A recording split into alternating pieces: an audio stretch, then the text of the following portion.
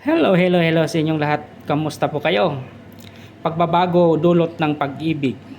Ang unang hakbang pagkakaroon ng tunay na pag-ibig ay ang pagbabagong espiritual. Hindi natin kayang magmahal ng tapat kung hindi tayo nababago ng Diyos. Ang pagmamahal ng galing sa sarili ay madali lang mapagod, magsilos at masaktan. Pero kapag ang puso natin ay inaalay sa Diyos, unti-unti niyang binabago ang ating pag-iisip sa damdamin para magmahal ng wagas. Ang tunay na pag-ibig, bunga ng tunay na pagbabago.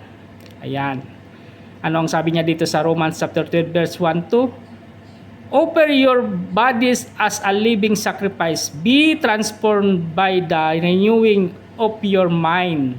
Amen. God bless sa lahat. Thank you for watching. Ingat po lagi kung ano man ang ating ginagawa at ugaliin lagi nating manalangin sa ating Diyos. Salamat sa inyong panood at pag-ingatan kayo ng poong may kapal.